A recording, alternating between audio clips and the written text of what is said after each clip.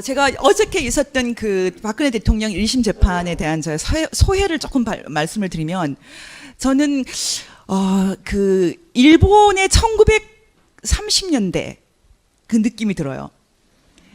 일본이 가난하고 못 먹고 못 살고 사실은 굶어 죽는 나라였어요.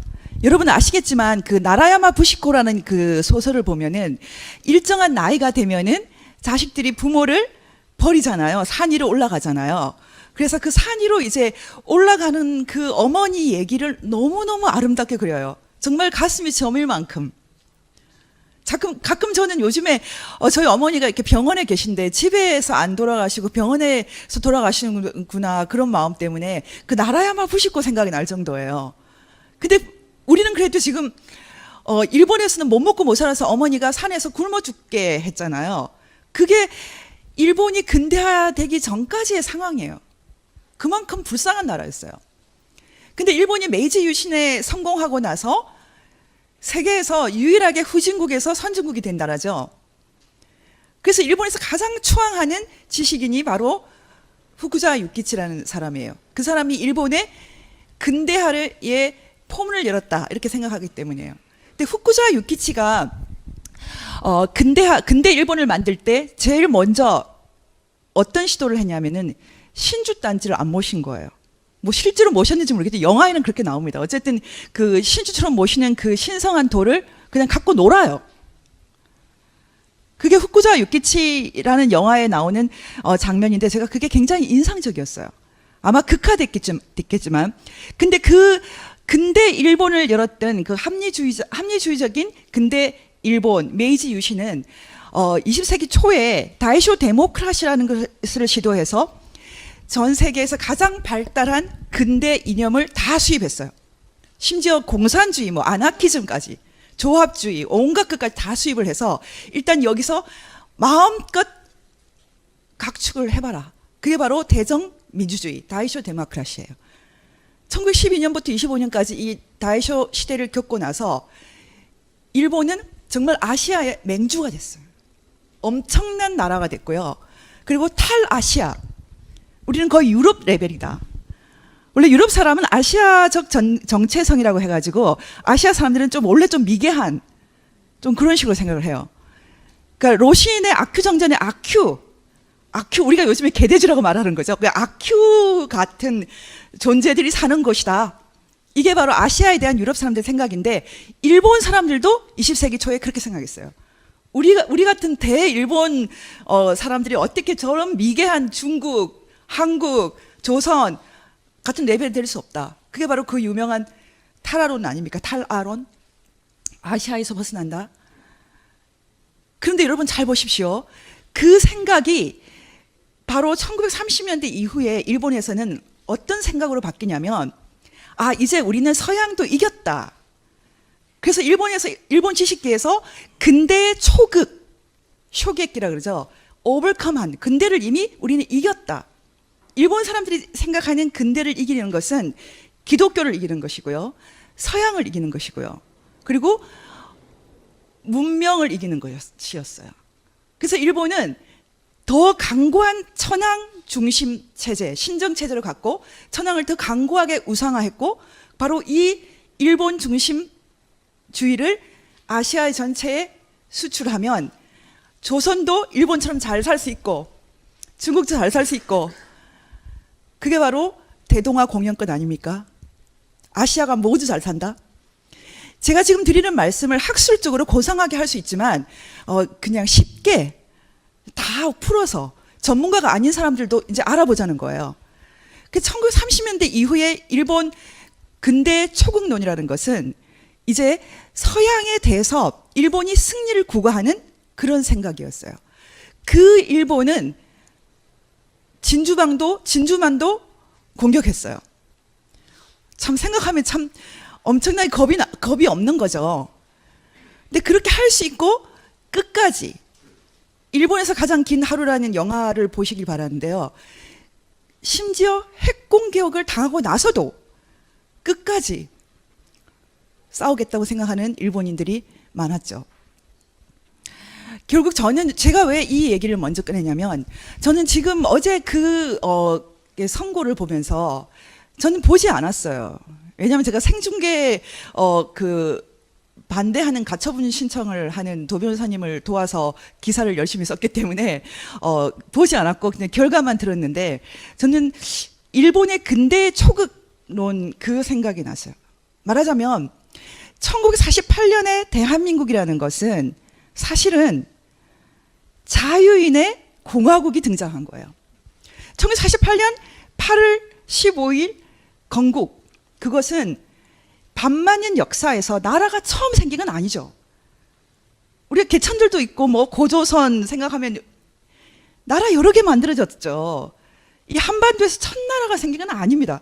하지만 적어도 우리가 왜 대한민국 건국이라고 부르냐, 그것은 이 한반도에 살았던 사람들 중에 1948년 8월 15일 이후의 사람들은 이제 자유인의 공화국에 살게 된 거죠.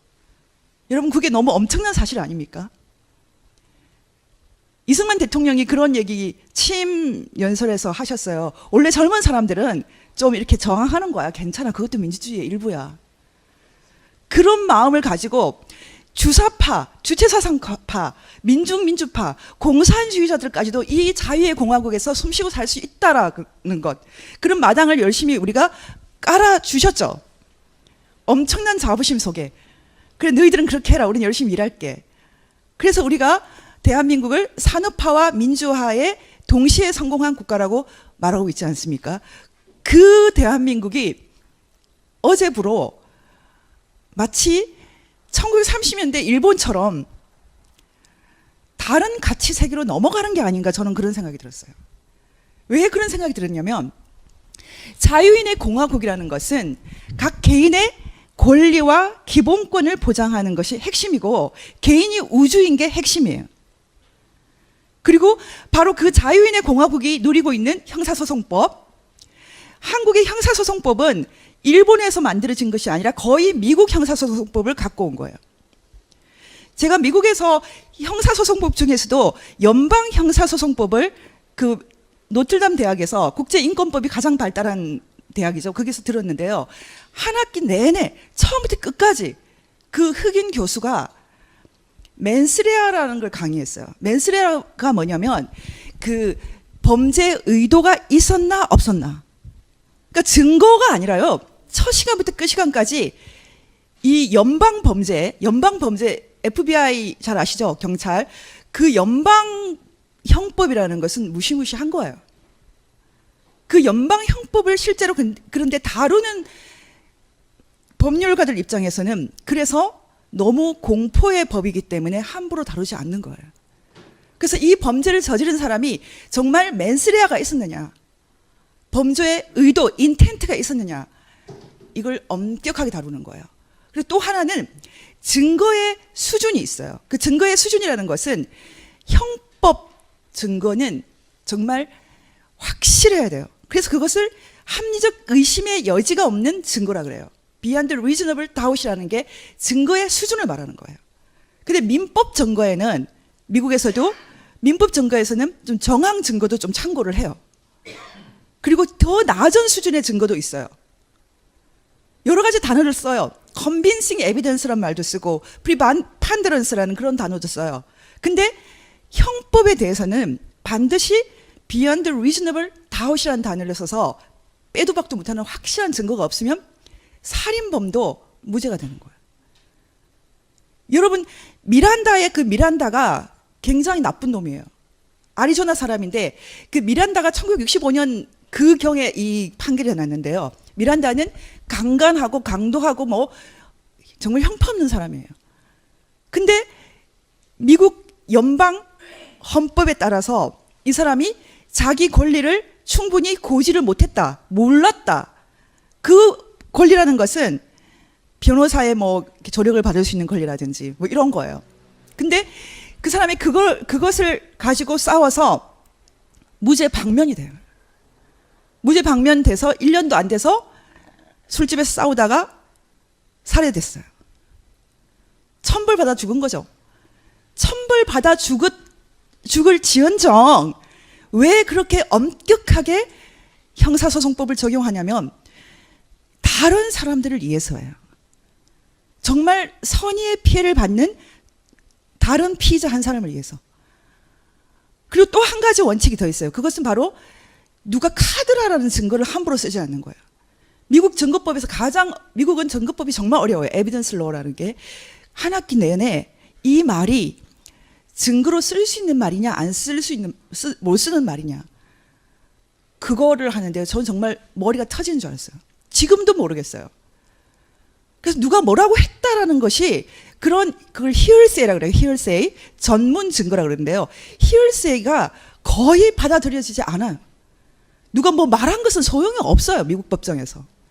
그런데 지금 한국에서 대통령 탄핵과 관련되어 있는 형사재판에서 가장 높은 수준의 증거와 가장 높은 수준의 전문 증거 수용에 관한 원칙을 적용해야 되는데 솔직히 말해서 증거가 뭔지 모르겠어요. 6개월 내내 도태우 변호사님을 따라다니면서 도대체 어떤 증거가 있는지 물었어요. 서로 몰라요. 그런데 24년이 나왔어요. 살인범보다 더해요. 소름이 끼쳐요, 저는. 우리나라가 자유인의 공화국을 만들어서 드디어 북한에도 이 자유인의 공화국을 확산할 수 있다라는 그런 엄청난 그런 가슴 뚫리는 순간이라고 생각을 했어요. 박근혜 대통령이 북한에 계신 동포 여러분 오세요. 이렇게 말했을 때 아, 이제 우리도 휴전선을 뚫고 올라가는구나. 이 자유의 공화국이 확장되는구나. 근데 너무나 엄청난 사건을 저희가 지금 목도하고 있는데 그것은 무엇이냐면 그 자유의 공화국을 추구한다고 생각했던 민주화 운동권이 김일성 우상 체제에 대해서 마구 누그러온 거예요. 상상할 수 없어요. 그러면 지금까지 대한민국이 자유민들의 공화국이기 때문에 허용했던 것, 그럼 다 사기당한 건가요? 지금 이 순간에는 한국 사람이라면 누구나 모두 내가 앞으로 이제 자유인의 공화국에 계속 살 것인가? 아니면 자유 별로 없는 인간을 신으로 하는 뭐 목택동 동상을 세워놓는 중국처럼 김일성 동상을 세워놓고 뭘 해볼 수 있는 집집마다 초상화 걸어놓고도 살 수 있는 지금 한국인들의 상당수는 가능한 것 같아요. 전 못해요. 그래서 저는 차라리 집에 초상화 붙여야 되는 순간이 오면 그냥 뭐 죽든지 사생결단 낼 거예요. 자유가 좋아요. 특히 저 같은 크리스찬에게는 자유라는 것은 하나님을 믿을 수 있는 자유를 말해요. 그 자유를 빼앗기는 것은 천국을 빼앗기는 거죠. 사람들은 사실은 천국에 안 가고 싶은 사람 많아요. 그냥 무로 돌아가고 싶은 사람 많아요. 그냥 무로. 그게 더 편할 것 같아. 지금 생도 힘든데 뭐 또 다음에 생에 뭐가 필요해? 라고 생각하는 사람 많아요. 이게 허무주의예요. 지금 한국에 있는 이 엄청난 허무주의가 지옥도 없고 천국도 없다라는 생각으로 사람들을 몰아가요. 이런 신념, 이 신념을 두고 벌어지는 엄청난 싸움이 지금 한국에 있어요. 얼마 전에 그 교황이 지옥 없다라고 얘기를 했어요. 어떻게 알아요? 자기가 교황 그만둬야 되는 거 아니에요? 성경 포기해야 되는 거 아니에요? 여러분, 우리가 지금에 있어서 적어도 천국의 신앙이 있는 사람 입장에서는 간단치 않습니다. 저는 천국의 신앙이 있는 이상 인간 신을 섬길 수 없어요. 우리 집에 김일성 식구들 사진 못 걸어요. 이렇게 투명하고 단순한 선택을 해야 될 때가 지금 한국인들에게 왔습니다. 여러분 모두 자유인의 공화국을 계속 누릴 것입니까? 이제 각자 선택을 해야 돼요. 한국 사람들의 60%, 70%가 싫다고 하면 저도 묻어가야겠죠. 지금 그 상황에 왔어요. 이제 이제 다시 본론으로 돌아가겠습니다. 1948년에 대한민국이 만든 나라가 사실은 굉장히 기적과 같은 나라였고 만들기가 힘든 나라였어요. 이렇게 힘든 나라를 만든 이승만 대통령이 자기 마음으로 만들었겠습니까? 그래서 이승만 연구자들은 신탁을 받았다는 말을 해요. 이 사람에게 신탁이 있었다. 그런 것 같아요. 개인적으로는 저는 저희가 지금 MPK가 하는 일도 일종의 신탁이 아닌가라는 생각을 많이 해요. 도태우 변호사님도 그렇고 여기 같이 하는 사람들 중에 뭐 못 먹고 못 사는 사람 없어요. 다 중산층 뭐 중상 왔다 갔다 하는 분들이고 이 일하고 상관없이 잘 살 수 있는 분들이에요. 그런데 왜 이 고생을 하고 있겠습니까? 그것은 내 마음이 아닐 것 같아요. 어떤 면에서는 지금 우리가 지키려고 하는 이 자유인의 공화국은 하늘에서 내려온 선물이 아닌가. 그리고 이승만 대통령은 그 선물을 우리에게 나눠주는 역할을 한 게 아닌가. 처참하다. 그런 생각이 들어요. 그래서 저는 항상 이렇게 마음이 힘들 때 이승만 대통령을 생각해요. 그분의 그 사명을 다 하고 그 길을 다 끝낸 그 모습이 아름다워요. 이렇게 어떤 나라를 세울까라는 그 고민 속에서 지금 우리가 아주 중요한 기로에 서 있는데요. 그 기로에서 상징적으로 만나는 사건이 5.18입니다. 그리고 4.3입니다. 지금 저는 이 5.18이 헌법 전문에 지금 들어가면 안 된다라고 생각하는 이유는 지난달에 2달 전에 국회에서 진상규명특별법을 다시 만들지 않았습니까? 5.18 진상이 규명이 안 됐어요. 여러분 지금 이 얘기는 잘 들으셔야 돼요. 지금 제가 전환기 정의라는 말을 썼는데요. 제가 전환기 정의 연구원 원장으로 돼 있잖아요. 지금 전환기 정의 연구원에서 하고 있는 일은 6.25 전쟁 문제를 다루고 있어요. 근데 잘 보십시오. 이 전환기 정의라는 말은 어려운 말처럼 들리지만 아주 쉬운 말입니다. 우리 모두가 아는 말이에요. 여러분 과거사 뭐 정리 이런 말 들어보셨죠? 그걸 말하는 거예요. 아주 단순한 말이에요. 다만 국제사회에서 국제인권법에서 사용하는 전환기 정의는 한국에서 사용하는 말보다는 훨씬 더 큰 틀이에요. 근데 지금 한국의 민주화 운동을 했던 분들이 주로 이 개념을 사용하고 있는데 이 개념을 좀 엉터리로 사용하고 있어요. 이 개념을 대표적으로 사용해서 강주 문제에 대해서 글을 쓴 분이 조국 교수예요. 지금 민정수석이에요.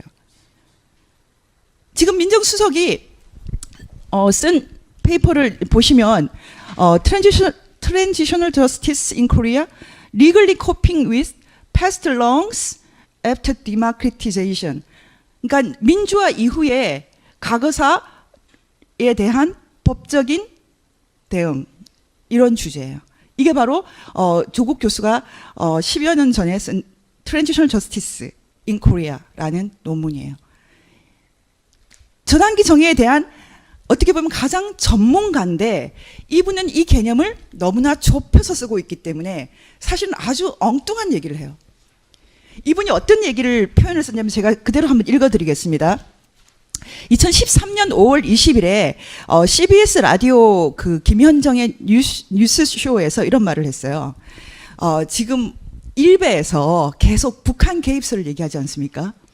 그것에 대해서 우리 헌법 전문에 4.19 민주화 운동을 계승한다라고 되어 있는 것처럼 이 헌법은 5.18 특별법이 만들어지기 전에 만들어졌으니까 이제 헌법 전문에 5.18 민주 이념을 계승한다라고 같이 넣어주면 논란이 간단히 해결될 것이다. 2013년에 이런 얘기를 했어요.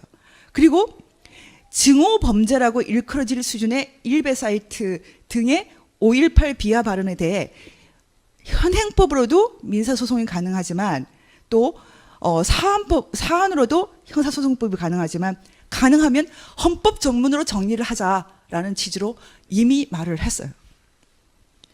이분은 분명히 국제법에서 말하는 전환기 정의 트랜지션 저스티스 개념을 알고 있는데 아주 묘하게 사용하고 있어요. 여러분 진상 규명이 끝나지 않은 것은 전환기 정의가 이루어지지 않았단 말하고 같습니다.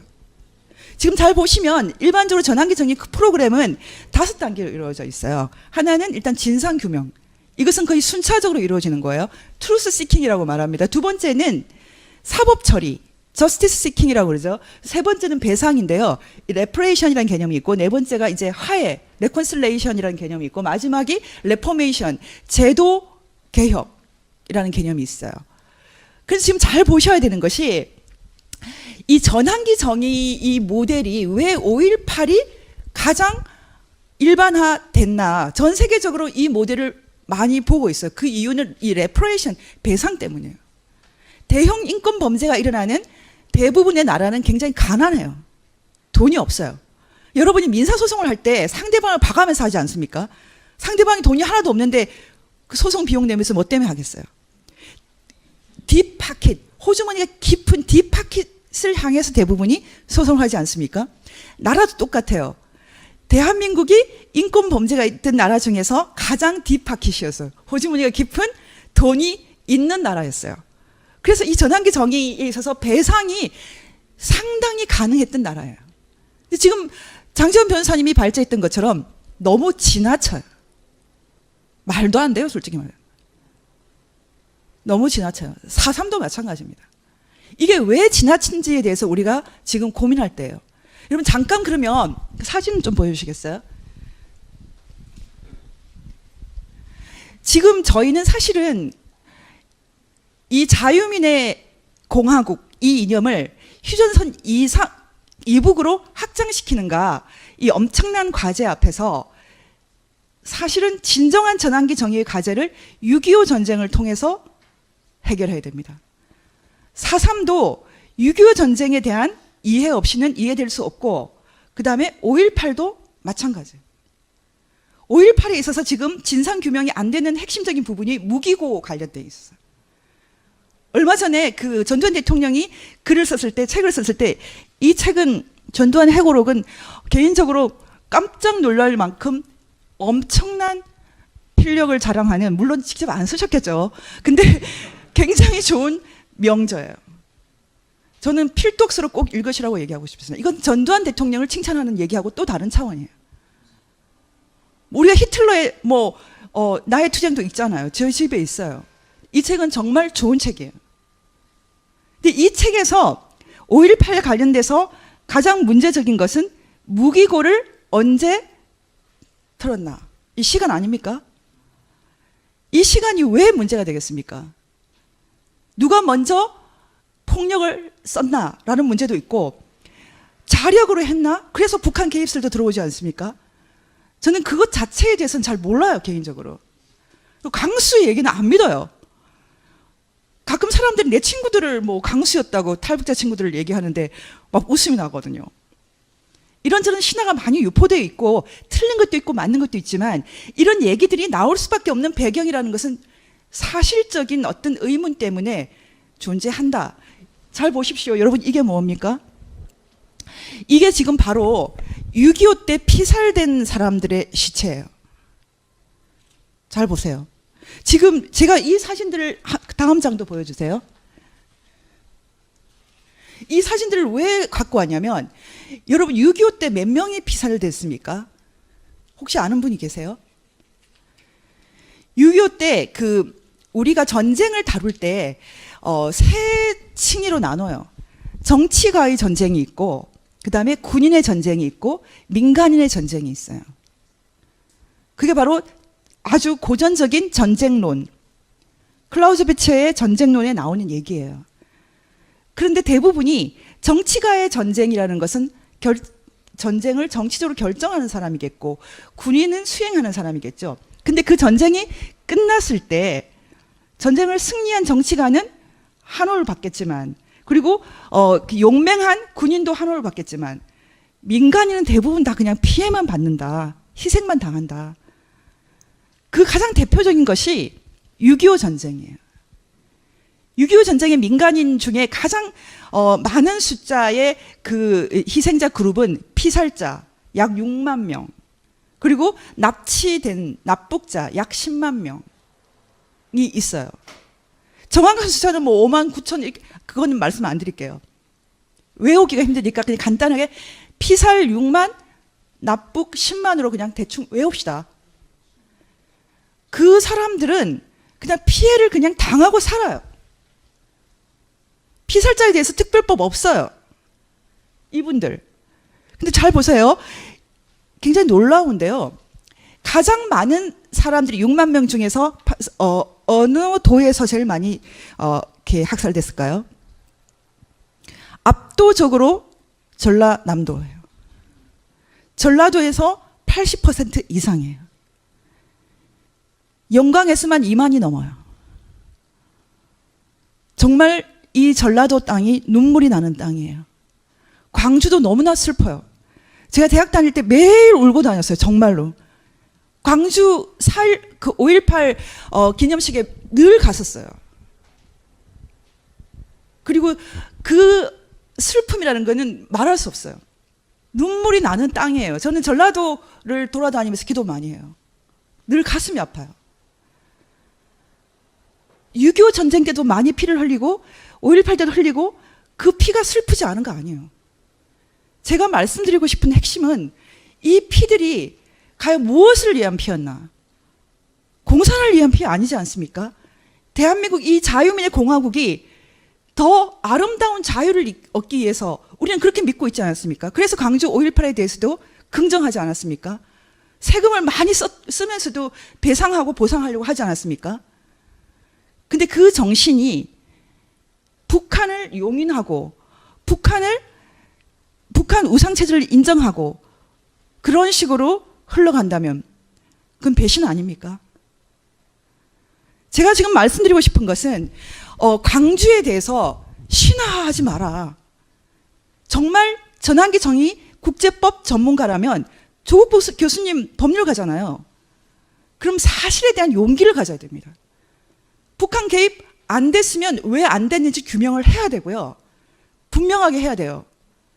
그리고 무기고에 대한 그 시간, 전 대통령이 오전이라고 했으면 왜 오전이 아닌가 규명을 해야 돼요. 책을 판금시키면 안 돼요. 정말 우리가 헌법에도 이 5.18이 들어간다는 것은 이 대한민국 공동체의 자유를 확산시키고 인권을 확산시키고 이 공동체를 더 아름답게 만드는 데 기여했기 때문에 들어가는 걸 거예요. 용기가 필요합니다. 저희가. 진상규명에 대한 용기가 필요해요. 지난 2달 전에 진상규명 특별법을 만들었는데 어떻게 지금 트랜지셔널 저스티스 첫 단계에 있는 사건이 완성이 된 것처럼 헌법에 들어갑니까? 헌법이 그렇게 대충 만드는 건가요? 조국 교수님 트랜지셔널 저스티스 전환기 정의 그런 거 아니에요. 전환기 정의라는 개념의 가장 대표적인 신뢰는 사실은 2차 대전이 끝난 이후에 독일과 일본 문제를 어떻게 처리할 것인가. 전범들 쭉 세워놓고 그냥 죽여버려? 그렇게 안 하겠다고 결정하고 만든 게 바로 이 두 개의 거대한 법정이었어요. 그것을 전환기 정의의 오리진, 시원이라고 말합니다. 역사적으로 너무나 중대한 인권범죄, 사건이 있었을 때 그 사건을 우리가 가능하면 후대의 교훈을 남기면서 그리고 최대한 평화롭게 정착시키자라는 생각으로 만든 게 이 전환기 정의라는 개념이에요. 그래서 이 전환기 정의를 통해서 2차 대전을 우리가 처리했기 때문에 국제적으로 처음으로 인권 레짐, 인권 기구, 그리고 인권 원칙이 생겨요. 그 인권 원칙이 가장 대표적인 것이 상관이 명령해도 책임이 있다라는 거예요. 그래서 지금도 우리가 나치에 참여했던 사람들 지금 잡지 않습니까? 히틀러가 명령했어 라고 끝나지 않아요. 히틀러 자살해버리잖아요.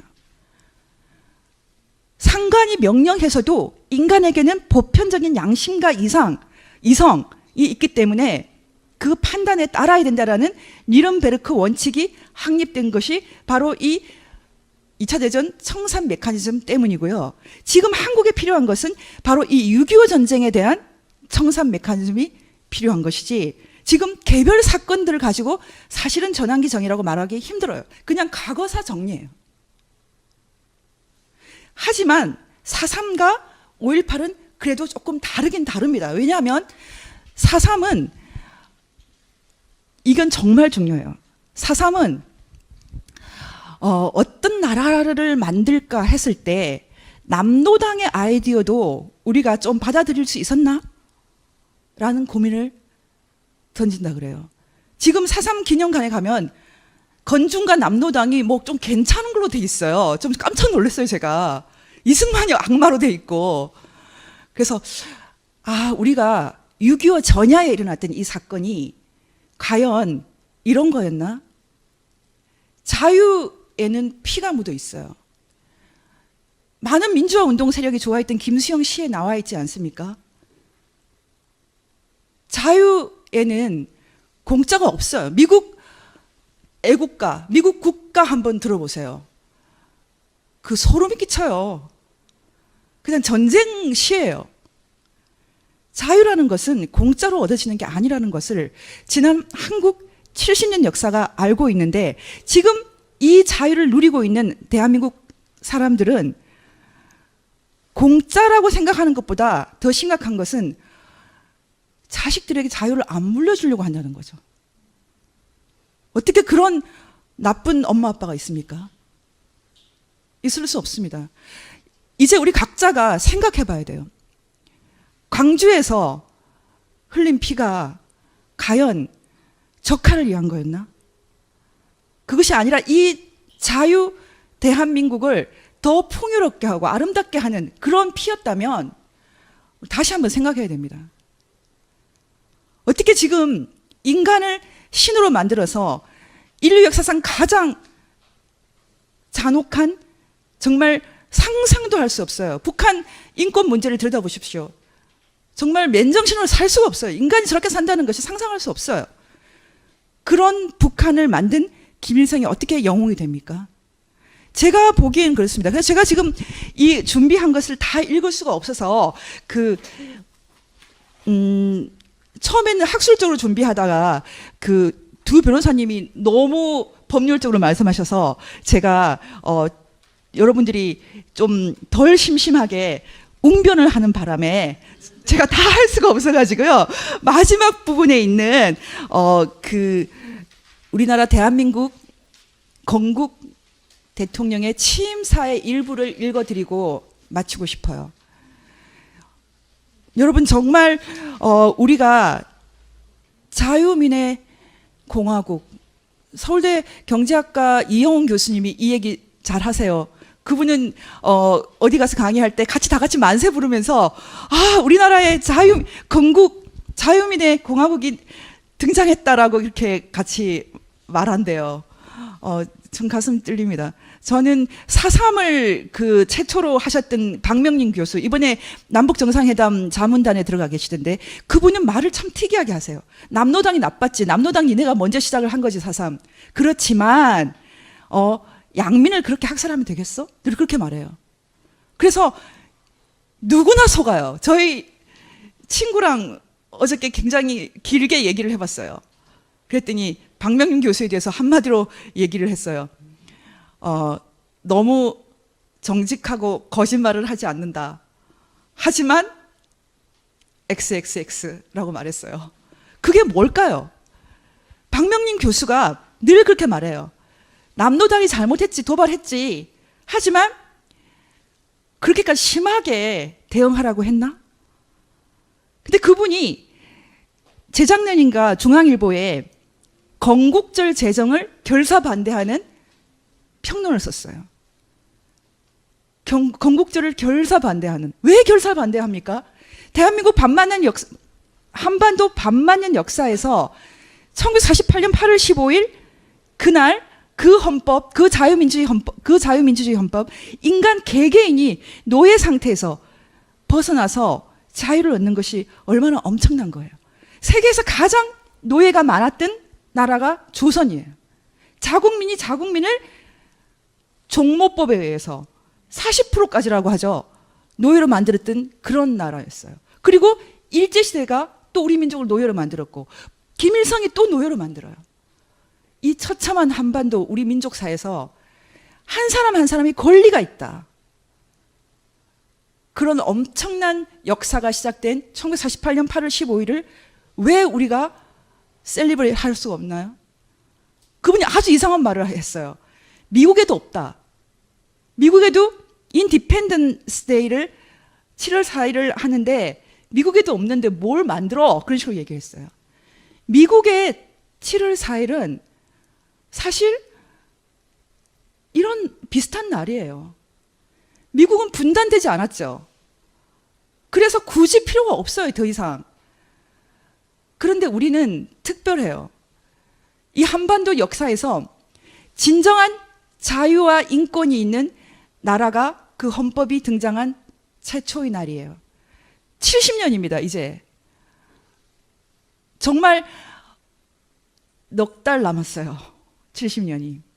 그 넉 달 안에 대한민국이 어떻게 될까?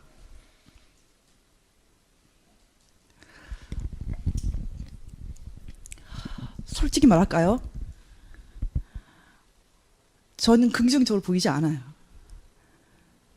시간이 많이 갈 것 같아요.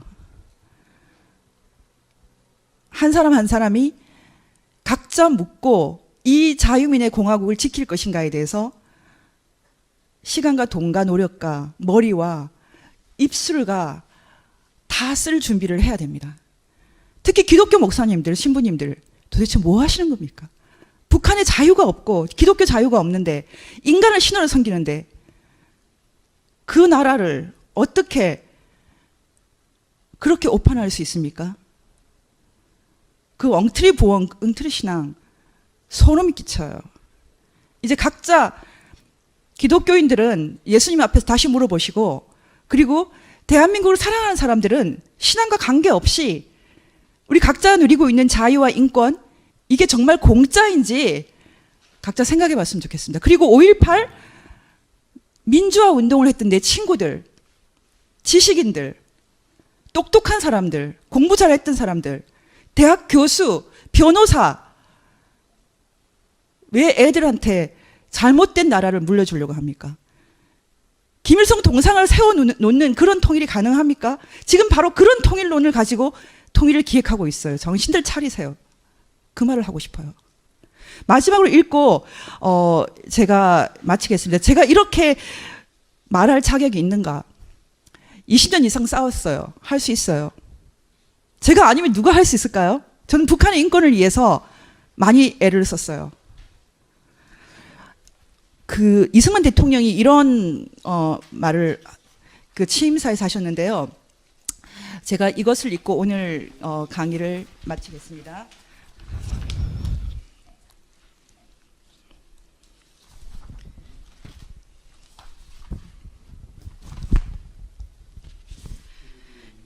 제가 읽겠습니다.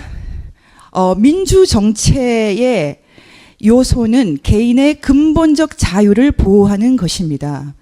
국민이나 정부는 항상 주의해서 개인의 언론과 집회와 종교와 사상 등 자유를 극력 보호해야 될 것입니다. 우리가 40여 년 동안을 외적의 손에 모든 학대를 받아서 다만 말과 행동뿐 아니라 생각까지도 자유로 하지 못하게 되었던 것입니다. 그러나 이것은 우리 민족이 절대로 싸워온 것입니다. 우리는 개인 자유활동과 판단권을 얻기 위해서 쉬지 않고 싸운 것입니다. 우리를 압박하는 사람들은 유례로 저의 나라의 전제 정치를 고집하였으므로 우리의 민주주의를 주장하는 마음이 더욱 굳어져서 속으로 민주제도를 배워 우리끼리 진행하는 사회나 정치상 모든 일에는 서양 민주국에서는 방식을 모범하여 자례로 우리의 공화적 사상과 습관을 은근히 발전하여 왔으므로 우리의 민주주의는 실로 뿌리가 깊이 박혔던 것입니다. 공화주의가 30년 동안의 뿌리를 깊이 박고 지금 결실이 되는 것이므로 굳게 서 있을 것을 믿습니다. 어떤 나라든지 자유를 사랑하는 지식계급의 진보적 사상을 가진 청년들이 정부에서 계단을 밟아 진행하는 일을 비평하는 폐단이 있습니다. 이런 사람들의 언론과 행실을 듣고 보는 이들이 가도히 책망하여 위험 분자라 혹은 파괴자라고 판단하기가 쉽습니다. 그러나 사상의 자유는 민주국가의 기본적 요소이므로 자유 권리를 사용하여 남과 대치되는 의사를 발표하는 사람들을 포용해야 할 것입니다.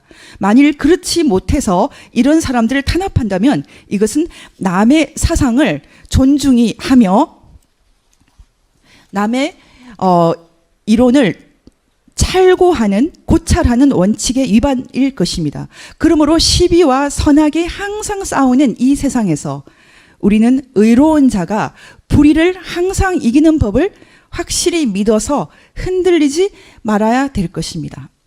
1948년 8월 15일 이분은 이승만 대통령은 대한민국 30년이라고 썼어요. 1919년부터 말했어요. 1919년부터 이미 이 공화라는 것은 각 개인의 각성을 배경으로 만들어진 리퍼블릭이에요. 이 공화주의의 싹이 텄다고 믿었어요. 이승만 대통령의 바로 이 취임사 때문에 그 건국을 1919년으로 하겠다는 생각을 많이들 말하는데 전혀 다른 종류예요.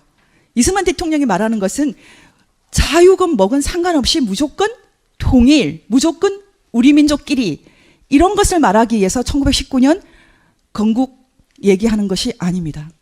자유의 맹아, 공화의 맹아가 이때부터 싹 텄다고 말하는 것이죠. 저는 1948년 8월 15일에 이 위대한 나라, 자유민주주의 나라 지킬 가치가 있다고 생각합니다. 그리고 미국의 트럼프 대통령과 펜스 부통령이 이것을 지지한다고 말했어요. 우리한테 좋은 친구 우군이 있습니다. 이 믿음을 갖고 정말 북한에도 이 자유민의 공화국이 등장해서 북한 사람들도 이제 완전히 노예 상태에서 벗어나는 새로운 자유민주주의 통일이 이루어지기를 고대합니다. 예, 감사합니다.